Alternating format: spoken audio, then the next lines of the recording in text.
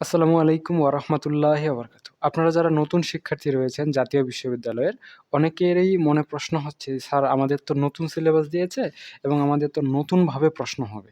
So নতুন সিলেবাসের নতুন প্রশ্ন কেমন হবে?" আমি ইতিমধ্যেই একটা ভিডিও দিয়েছিলাম, আপনারা অনেকেই ক্লিয়ার হননি। তো এই ভিডিওটা জাতীয় বিশ্ববিদ্যালয়ের পক্ষ থেকে দেওয়া হচ্ছে। জাতীয় বিশ্ববিদ্যালয়ের এক্সাক্টলি নমুনা প্রশ্নটা দিয়ে। চলুন তাহলে শুরু করা যাক। জাতীয় বিশ্ববিদ্যালয়ে আপনাদের পরীক্ষা কেমন হবে? ঠিক আছে? সো আমি ন্যাশনাল ইউনিভার্সিটিতে যে পিডিএফটা দিয়েছে, সেই পিডিএফটাই আপনাদের এখানে দেখাচ্ছি এক্সাক্টলি। আর এইটা ইফেক্টিভ হবে ২০২৫ ২৪-২৫ সেশনের যারা শিক্ষার্থী ২৫-২৬, ২৬-২৭ বা ২০২৪, ২৫, ২৬, ২৭, ২৮ এই সেশনের শিক্ষার্থীদের জন্য। আমি যদি বোঝাতে না পারি আরেকটু আপনারা শুনে নেন। এখানে শুধু একটা সেশন লিখেছে। তবে একটা সেশন হবে না। যাদের সেশন ২০২৪-২৫, যাদের সেশন ২০২৫-২৬, যাদের সেশন ২০২৬-২৭ তাদের সকলের হবে এবং যাদের সেশন শুধু ২৪, শুধু ২৫, শুধু ২৬, শুধু ২৭ তাদের জন্যও কার্যকর হবে। ঠিক আছে? তো আশা করা যায় ক্লিয়ারলি বুঝতে পেরেছেন। তো আমরা সবার প্রথমে ব্যবস্থাপনা বিভাগে যে আপনাদের ইয়াটা রয়েছে সেটা দেখানোর চেষ্টা করছি।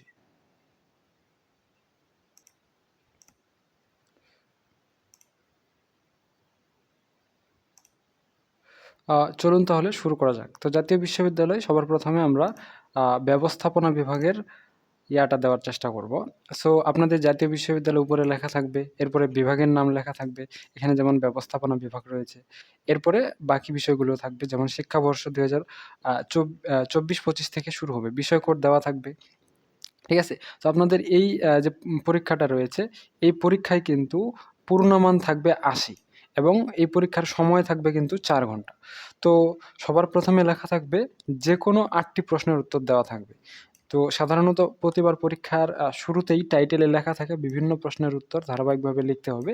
ওইটা যেহেতু এখানে লেখা নাই, অর্থাৎ আপনি সবার প্রথমে যেই প্রশ্নটা সবচেয়ে ভালো উত্তর করতে পারবেন, ওই প্রশ্নের উত্তর দিয়ে শুরু করতে পারবেন।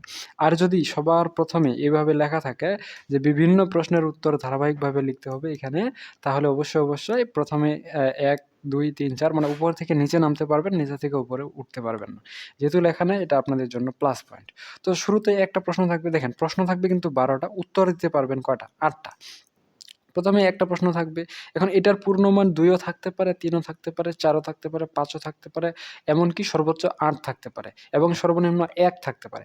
একটা প্রশ্নের সংজ্ঞা, একটা প্রশ্নের জন্য নম্বর সর্বনিম্ন ১, সর্বোচ্চ ৮ থাকবে। ৮ এর বেশি থাকবে না। ঠিক আছে? আর ৯ থাকতে পারে, সরি। তো ৯ পর্যন্ত থাকবে। অথবা একটাই প্রশ্ন হলে আবার ১০ থাকবে। সো ৩ টা প্রশ্ন হলেই সর্বোচ্চ ৮ থাকবে। সো এখানে ২ নাম্বারের একটা প্রশ্ন দিছে। এখন বলতে পারেন, "স্যার ২ নাম্বারের জন্য কত পেজ লিখব?"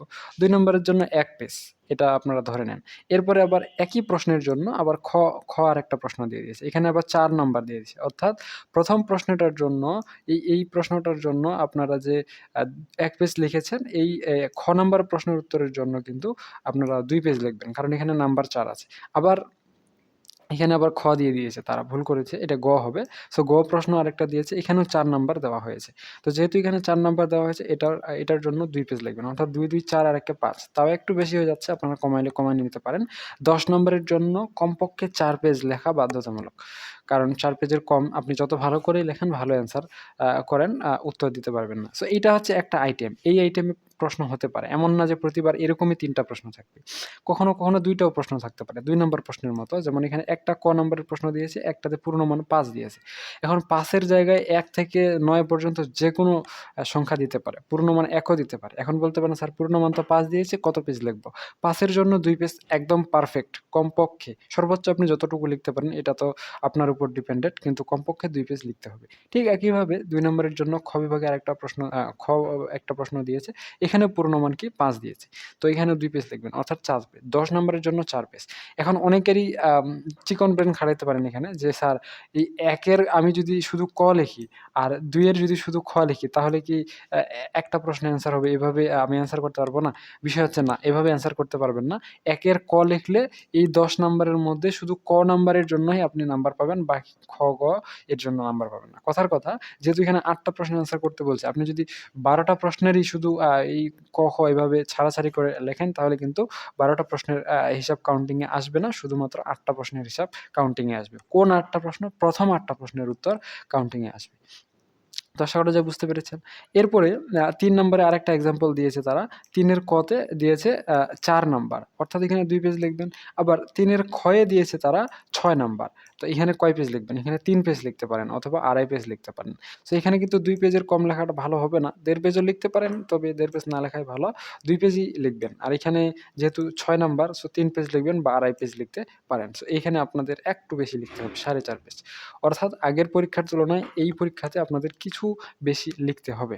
আমাদের বেলায় কিন্তু এমন ছিল না। যাই হোক, এরপরে আরেকটা, এটা 1 নম্বরের মতো এক্সাম্পল দিয়েছে। সো এইটাতে আর নতুন করে দেখানোর বিষয় নাই। এর পরবর্তীতে 5 নম্বরে আরেকটা এক্সাম্পল দিয়েছে যে এই ক প্রশ্নের জন্য 3 নাম্বার, খ প্রশ্নের জন্য 3 নাম্বার আর গ প্রশ্নের জন্য 4 নাম্বার দিয়েছে। সো 3 নাম্বারের জন্য কত পেজ লিখবেন? 3 নাম্বারের জন্য 1.5 পেজ লিখবেন, এখানেও 3 নাম্বারের জন্য 1.5 পেজ লিখবেন, আর এখানে 4 নাম্বারের জন্য 2 পেজ লিখবেন। অর্থাৎ 5 পেজ হয়ে যাচ্ছে। কিন্তু এমনিতে 4 পেজ লিখলেই হয়ে যায়। আচ্ছা, এর পরবর্তীতে এখানে আরেকটা এক্সাম্পল দিয়েছে যে ক প্রশ্নের জন্য মাত্র 2 নাম্বার দিয়েছে। আবার খ প্রশ্নের জন্য মাত্র 3 নাম্বার দিয়েছে। কিন্তু গ প্রশ্নের জন্য আবার 5 নাম্বার দিয়ে দিয়েছে। সো এভাবেও প্রশ্ন দিতে পারে। সো এখানে 2 পেজের 2 নাম্বারের জন্য 1 পেজ, 3 নাম্বারের জন্য 1 পেজ অথবা 1.5 পেজ, সর্বোচ্চ 2 পেজ লিখতে পারেন। আর 5 নাম্বারের জন্য 2 পেজ লিখবেনই, কোনো ব্যাপার না। এরপরে 7 নাম্বারের এক্সাম্পলের মতো সেম টু সেম ইতিমধ্যেই দিয়েছে। 8 নাম্বারের মতো এক্সাম্পল এখানে দিয়েছে যে একটা প্রশ্নের 4 নাম্বার দিতে পারে, আরেকটা প্রশ্নের 6 নাম্বার দিতে পারে। 4 নাম্বারের জন্য 2 পেজ বা 1.5 পেজ, 6 নাম্বারের জন্য 2.5 পেজ বা 3 পেজ লিখে দিবেন, শেষ। ঠিক আছে? 9 নাম্বারের মতো আমরা এক্সাম্পল আলোচনা করেছি।